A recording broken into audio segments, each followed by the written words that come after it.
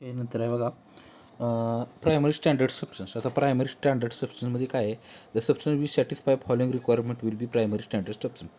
Primary standard substance तयार करत असताना खालील स्टेप आपण बघायचे आहेत. प्रायमरी स्टँडर्ड सबस्टन्स कसा तयार करायचा ते आता आपण बघूया. इथं बघा, it must be easy to obtain, to purify, to dry, to preserve in the pure state. काय करायचं आहे, it must be easy to obtain, to purify, to dry, to preserve in pure state. असा substance पाहिजे किंवा असं standard substance तयार करत असताना आपल्याला इझिली ऑब्टेन झालं पाहिजे, इझिली प्युरिफाय आणि ड्राय करता आलं पाहिजे आणि महत्त्वाचं ती प्रिझर्व करता आलं पाहिजे प्युअर स्टेट. परत म्हणजे प्रायमरी स्टँडर्ड सबस्टन्स बनवत असताना काय रिक्वायरमेंट आहेत ते आहेत. पुढं आता बघा, पुढं इथं substance must be stable on the keeping both the solid state and in solution. बघा, सबस्टन्स फर्स्ट आहे, substance must be stable on keeping both in the solid state and in solution. Substance must be stable. Substance कसा असला पाहिजे, stable पाहिजे, on keeping both in solid state and in solution. दोन्हीकडं कसा असला पाहिजे, solid स्टेटला तो स्टेबल असला पाहिजे किंवा सोल्युशनमध्ये म्हणजे लिक्विड स्टेटला किंवा सॉलिड स्टेटला तो स्टेबल असला पाहिजे.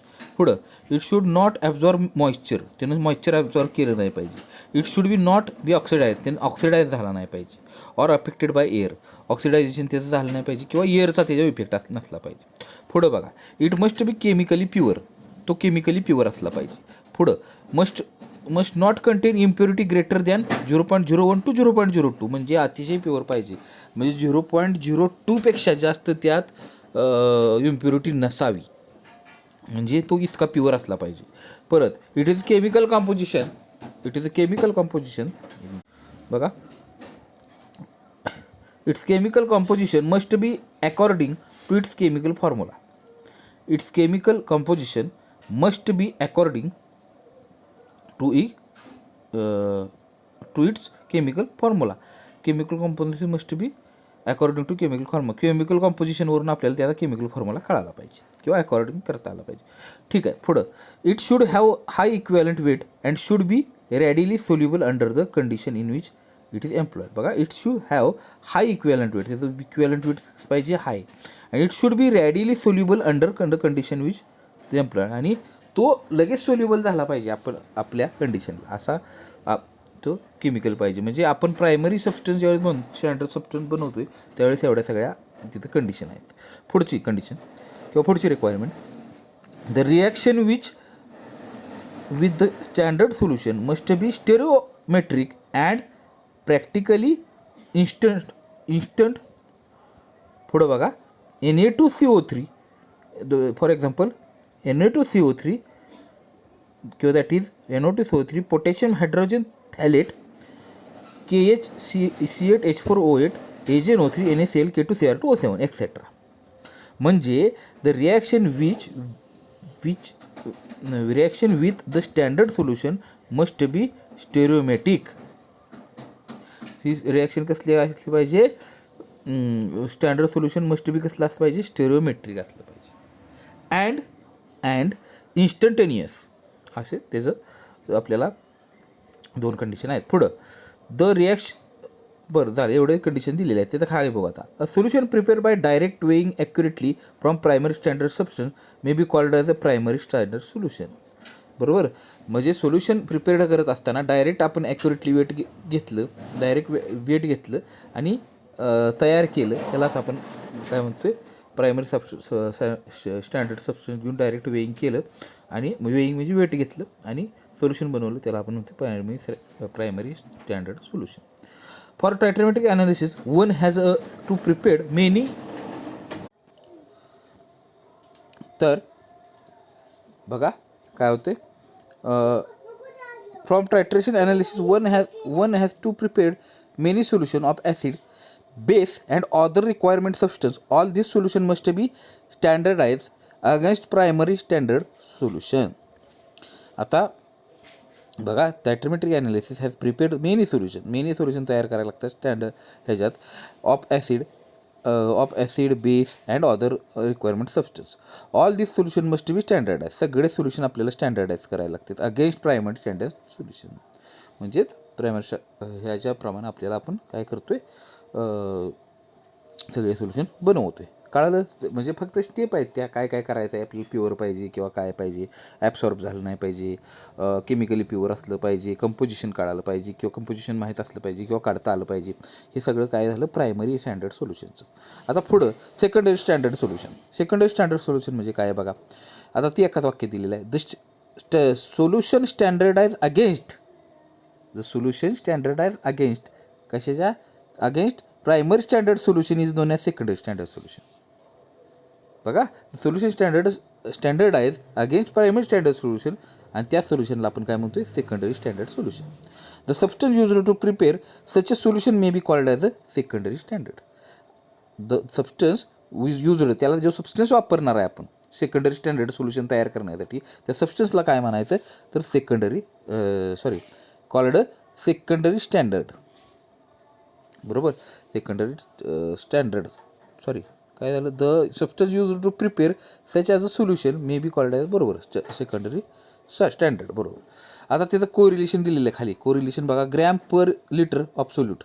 Gram per litre point number 19 number 190 नंबरचा पॉईंट बघा. कोरिलेशन त्यात बघा, grams per litre of solute, grams per litre of solute is equal to normality into gram equivalent weight of solute. Gram per litre of solute is equal to normality into gram equivalent weight of solute. Gram per litre काढायचं असेल तर त्याला normality into gram equivalent weight काढावं लागतं. ठीक आहे. परत नॉर्मॅलिटी अजून परत कशी काढली बघा. तिथं नॉर्मॅलिटी काढायची कशी, मग तिथे दिले molarity into acidity or basicity. Molarity into acidity or basicity. म्हणून आता खाली दिले बघा, NA VA NB VB. ठीक आहे. आता NA कोण आहे, नॉर्मॅलिटी ऑफ ॲसिड सोल्युशन. VA कोण आहे, व्हॉल्यूम. V म्हणजे व्हॉल्यूम, N म्हणजे नॉर्मॅलिटी. पण A म्हणजे कोण तर ॲसिड. मग बघा, व्हॉल्यूम ऑफ ॲसिड सोल्युशन. परत NB म्हणजे नॉर्मॅलिटी ऑफ बेस सोल्युशन. VB म्हणजे volume of base solution. B म्हणजे बेस, N म्हणजे नॉर्मॅलिटी, V म्हणजे व्हॉल्यूम. त्याच्यानुसार तिथं तो फॉर्म्युला तयार केला आहे. आता पुढं 20 number, colour change pH interval of indicator. आपण अजून टर्मच बघतोय बरं का. Colour change pH interval of indicator. आता colour change pH interval of indicator बघा काय आलं आहे. The colour of neutralisation indicator change in definite narrow range of pH called as a colour change interval. The colour of neutralisation indicator change in definite narrow range of pH called as a colour change interval. बरोबर, म्हणजे ज्या ठिकाणी neutralisation reaction होणार आहे त्याच पॉईंटला colour change interval त्यालाच आपण म्हणतो, किंवा त्या ह्याला आपण काय म्हणतोय, कलर चेंज pH. तोच त्याचा pH कसला असतोय, कलर चेंज इंटरवलचा, म्हणजे colour change pH interval of indicator. ज्या पॉईंटला आपल्याला तो न्यूट्रलाइज होणार आहे, आपलं जे सबस्टन्स आहे. न्यूट्रलायझेशन तुम्हाला सांगितलं आहे कसं होतं, काय होतं ते. ठीक आहे. आता पुढं बघू ह्याचं. हां, तर बघा काय बघा, the good result of titrimetric analysis reaction must be fulfil the following condition. चांगलं रिझल्ट मिळण्यासाठी आपल्याला खाली आता हे कंडिशन आपल्याला लागतात. आता हे सिलेबसमध्ये नाही तरीसुद्धा सांगितलेत, मी तुम्हाला सांगतो थोडक्यात तरी. The reaction should proceed with greater speed practically or made so be using suitable catalyst व्यवस्थित वापरायचा आहे, सुटेबल वापरायचा आहे. Reaction should proceed quantitatively with equilibrium constant of appropriate magnitude. बघा, क्वांटिटेटिव्हली रिॲक्शन करायचे आहे म्हणजे थोडक्यात सांगतो मी तुम्हाला. Reaction must be simple, reaction simple असली पाहिजे, ते केमिकल इक्वेशन लिहिता आलं पाहिजे. Any side reaction must not occur, any side reaction must not occur, दोन्ही साईडनं रिॲक्शन झाली नाही पाहिजे. परत the analyst must be completely with standard solution in equivalent stoichiometric proportion. Analyst व्यवस्थित ॲनालाइट झाला पाहिजे किंवा कम्प्लिटली काय झाला पाहिजे, रिॲक्ट झाला पाहिजे. The equivalence point of the must be appreciable change in free energy after some physical or chemical property of solution.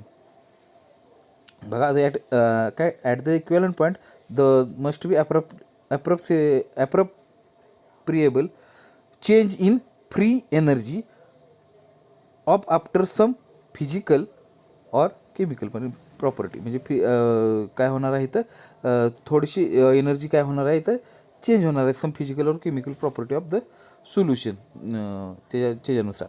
ठीक आहे. पुढं बघा an indicator with suitable useful range of pH should be available. Useful रेंजचा pH व्यवस्थित आपल्याला जिथं जो pH पाहिजे तो तिथं अवेलेबल असला पाहिजे. युजफुल म्हणजे रेंज तिथं आपण जो इंडिकेटर वापरतो इथं. ठीक आहे. थोडंसं तुम्हाला सिलेबसमध्ये मी थोडंसं मी फास्ट घेतलं. ठीक आहे. पुढं बघूया ॲसिड बेस इंडिकेटर. आता ॲसिड बेस इंडिकेटर म्हणजेच तुम्हाला मी सांगितले कुठले कुठले इंडिकेटर आहेत ते बघूया. आता ॲसिड बेस इंडिकेटरमध्येच आपल्याला डायरेक्ट आपण बघू. पहिले फक्त डेफिनेशन बघू. बघा आता indicator which are used to determine end point. ज्या इंडिकेटरमुळं एंड पॉईंट मिळतो त्याला काय म्हणायचं इंडिकेटर मुळात तर म्हणायचं. बरोबर. आता पुढं in acid base titration is called as acid base indicator. पण तो ॲसिड बेस टायट्रेशनमध्ये वापरल्यामुळं त्याला आपण काय म्हणतो ॲसिड बेस इंडिकेटर. ॲसिड बेसच्या टायट्रेशनमध्ये आपण जो इंडिकेटर वापरतो त्याला म्हणायचं ॲसिड बेस इंडिकेटर. बरोबर. ठीक आहे. ओके. आता हे झाल्यानंतर डायरेक्ट आपण इंडिकेटर घेऊ. हां इंडिकेटर बघा. आता इंडिकेटर कुठले आहेत बघा. हे महत्त्वाचं फिनॉप्थिलीन डायरेक्ट बघू आपण. फिनॉप्थिलीन इंडिकेटर आहे. तर फिनॉप्थिलीन इंडिकेटर बघा it is well acidic indicator. The structural rearrangement is represented as. आता ही स्ट्रक्चरल रिअरेंजमेंट ही दिलेली आहे बघा. कोण कसं अटॅक करतं काय करतं हे सगळं तिथं दिलेलं आहे बघा. कलर ए कलरलेस बी कलरलेस दोन्ही बघा कंपाऊंड कसे आहेत वेगवेगळ्या प्रकारचे आहेत. तिथं OH मायनस आपण काय होतं आहे बघा तिथं OH मायनसची अजून त्यात ॲरोवर लिहिले म्हणजे OH मायनसचे तिथं रिॲक्शन होते. तो अटॅक करतो आहे. अटॅक केल्यानंतर काय होतं आहे बघा खाली काय येते आयरेड क्विनोनॉइड फॉर्म आणि इकडं दुसरा फॉर्म येतो आहे कलरलेस डिबेन्झोएट फॉर्म. हे तुम्हाला फक्त हे स्ट्रक्चर विचारलं जातं. ठीक आहे. त्यानुसार तुम्हाला फक्त स्ट्रक्चर यातलं विचारलं जातं त्यामुळे ते लक्षात ठेवा. फक्त व्यवस्थित तुम्हाला हे लिहावं लागेल. बाकी ह्यात तुम्हाला समजून घेण्यासारखे ह्यात भरपूर आहे. पण ह्यात फक्त तुम्हाला काय विचारलं जातं तर स्ट्रक्चर म्हणजे अटॅक कसा होतो काय होतं कसं रिॲक्शन होते हे सगळं मेकॅनिझम तुम्हाला समजून घेण्यासारखं आहे. पण आपल्याला फक्त इथं काय बघायचं हे फक्त स्ट्रक्चर तुम्हाला विचारलं जातं. ते हे स्ट्रक्चर बघूया. त्यात पुढचा पार्ट बघूया. फिनॉप्थिलीन नक्की काय करतं. आता त्याचा बद्दलचा एक व्हिडिओ माझ्याकडे आहे तर तो व्हिडिओ मी तुम्हाला शेअर करतो. फिनॉप्थिलीनचा इंडिकेटर आता तुम्ही बघितले रिॲक्शन डबल एकदा फक्त 2 मिनटाचं मी व्हिडिओ त्यात टाकणार आहे तुम्हाला ह्याच्यानंतर. ठीक आहे. म्हणजे डायरेक्ट तुम्हाला कळेल की कसं कलर येतो आणि किंवा कलर तुम्ही 12वीपर्यंत बघितलं ठीक. पण आपल्याला तुमच्या आणखी ज्यांना कोणाला माहीत नाही त्यांच्यासाठी ती व्हिडिओ मी टाकतो. ठीक आहे. बघा the colour change here due to formation of resonance and quinonoid form in presence of dilute base lactone ring one two give triphenyl carbinol structure which yield red colour resonating I C by eliminating water molecule red colored quinonoid from disappear owning. हे जे वर काय आहे जी mechanism आहे हे तिथं दिलेलं आहे बघा. तर काय होतं बघा द कलर चेंज वर जी रिॲक्शन दिली ते फक्त खाली तुम्हाला मेकॅनिझममध्ये अक्षरात लिहून दिलेलं आहे. The colour change here due to formation of रेझोनन्समुळं कलर चेंज होतो आणि त्याचं कशात ह्याच्यात रूपांतर होतं क्विनोनॉइडमध्ये in presence of dilute base lactone ring. Presence of dilute base electron ring तिथं म्हणजे प्रेझेंट असते. ओपन टू घेऊ ट्रायफिनिल कार्बोनिल स्ट्रक्चर ए आणि बी कुठलं which yield red colour resonating I. C by eliminating water molecule. सीमध्ये काय होते इलिमिनेटिंग वॉटर मॉलिक्यूल त्यातनं इलिमिनेट होते. Red colour quinonoid from disappear. ठीक आहे. Disappear to the formation of colourless structure in the presence of concentrated alkali. बघा red colour quinonoid from disappear to the formation of colourless. Red कलरचा काय होतं क्विनोनाइड तिथं डिसॅपियर होते आणि तुम्हाला फॉर्मेशन कसं होतं कलरलेस मिळते. पुढं काय होतं structure in presence of concentrated alkali. Structure कुठं आपल्याला प्रेझेन्स मिळते कॉन्सन्ट्रेटेड अल्कली जर प्रेझेंट असेल तर तुम्हाला ते स्ट्रक्चर तिथं बघायला मिळतं. पुढं the above mechanism clearly indicate that the colour change is not only due to ionisation but due to structural rearrangement. Therefore phenolphthalein is colourless in acid and red. एक मिनटं तुम्हाला हां हे तर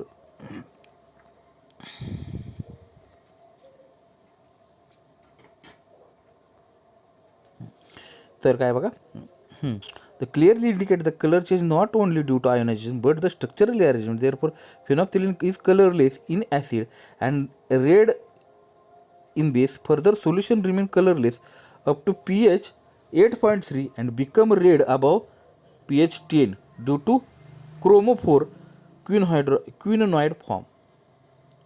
बघा, the above mechanism clearly indicate द्यात. हे mechanism सगळं काय सांगते, वरील जे आहे ते स्ट्रक्चर आता ते आपण बघितलं आपण. ह्या स्ट्रक्चर तुम्हाला परीक्षेत स्ट्रक्चर विचारलं जातं आणि हे मेकॅनिझम कशासाठी तुम्हाला सांगतोय मी, तर ह्यात फक्त आता हा मुद्दा महत्त्वाचा आहे. बघा काय मुद्दा आहे हा. हे मेकॅनिझम काय इंडिकेट करतं, it is not only ionization. हे आयोनायझेशन नाही, हे क्लिअर म्हणजे नुसतं OH- हे तुम्हाला दिसते त्या स्ट्रक्चरमध्ये.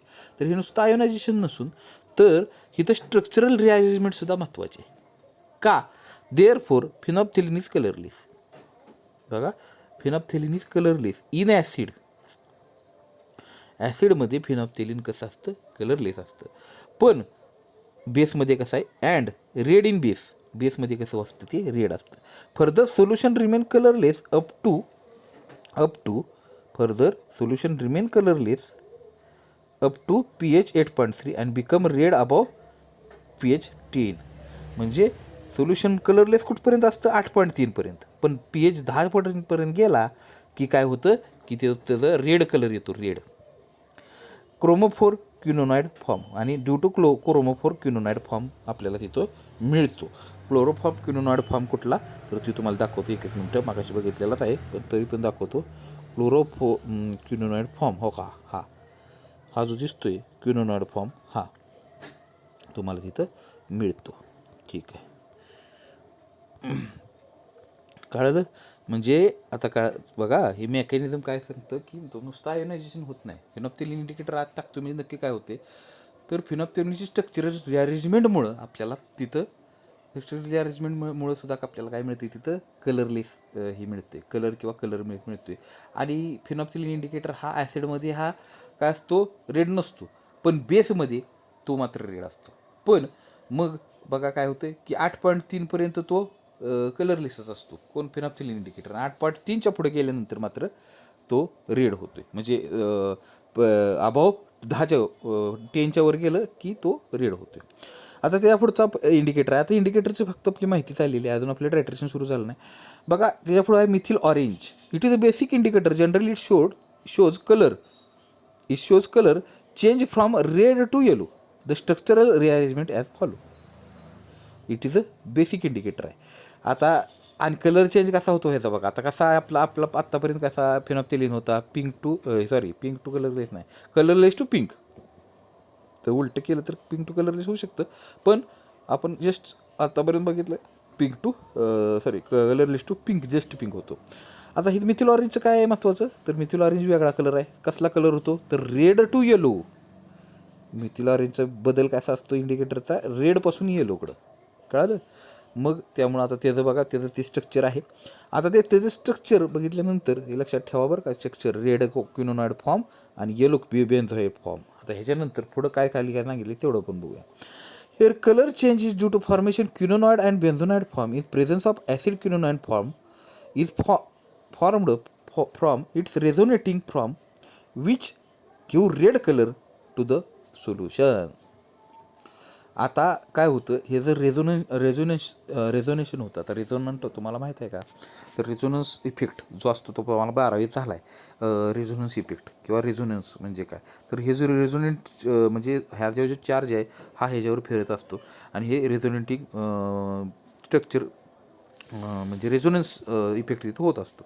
त्या रेझोनेटिंग फॉर्ममुळं ह्याचा कलर कसा होतो, रेड कलर येतो. सोल्युशनला घेऊ रेड कलर टू सोल्युशन.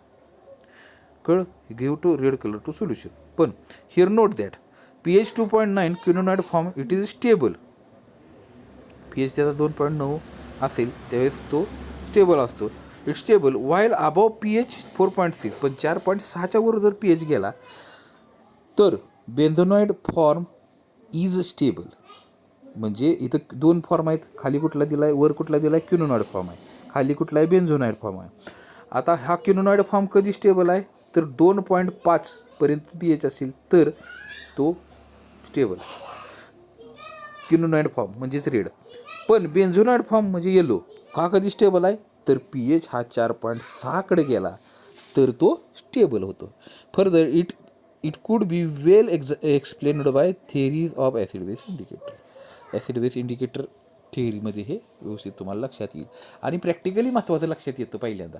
म्हणजेच काय होतं, ज्यावेळेस आपलं पहिलं रिडिंग येतं, एमचा रेड येतं, ते 2 पॉईंट समजा आपण जर तसं केलं तर तसं ते होऊ शकतं. मग बघा आता इथं काय सांगितलं की पी एच 2.9 येतो, 9पर्यंत येतो जर, पण त्याला कलर कुठला असतो, रेड असतो. आपण काय सांगितले, आता समजा आपलं पहिलं प्रॅक्टिकल करतोय, आपण प्रॅक्टिकल करत असताना पहिल्यांदा आपल्याला कलरलेसच दोन्ही सोल्युशन असतात. मग कलरलेस होत असताना ज्यावेळेस पहिलं रिडिंग येतं, ते पहिलं रिडिंग येतं रेड. पण रेडला आपण थांबत नाही का, रेडच्या पुढं आपल्याला येलो येणार आहे. आपल्याला इथं काय रिडिंग हे दिलं आहे इंडिकेटरचं, red to yellow. Methyl orange जर वापरत असेल आपण तर रेड टू येलो, मग पहिल्यांदा रेड आलं. मग रेड आल्यानंतर रेडचा पी एच इथं सांगितला कितीपर्यंत असतो, तर 2.9पर्यंत. त्यालाच आपण क्विनोनाइड फॉर्म म्हणतो. आता ह्या येलोच्या पुढं गेला तुम्ही, येलोच्या पुढे गेला म्हणजे सॉरी येलोच्या पुढं नाही, रेडच्या पुढं जाऊन तुम्ही परत रीडिंग चालू केलं, हे प्रॅक्टिकल केलं, परत तुम्हाला कसला कलर आला, येलो. म्हणजेच त्याचा पी एच तुम्हाला किती असणार आहे, 4.6. म्हणजे 4.6 म्हणजे तोच कसला असणार फॉर्म असणार आहे, बेन्झोनाइड फॉर्म. आणि इट इज अ स्टेबल. ठीक आहे. आता हे झालं तुमचं मिथिल ऑरेंजबद्दल. आता ही इंडिकेटरच्या बाबतीत झालेलं आहे. 2 इंडिकेटर आपण महत्त्वाचे बघितले. आता त्याच्यानंतर आहे थिअरी ऑफ इंडिकेटर्स. आता थिअरी ऑफ इंडिकेटर महत्त्वाचे आहे जरा. थिअरी ऑफ इंडिकेटर्समध्ये आपण बघूया कुठली थिअरी आहे बघा, Ostwald ionization theory of indicator. आता ही थिअरी डायरेक्ट बघू आपण, मी तुम्हाला दाखवतो.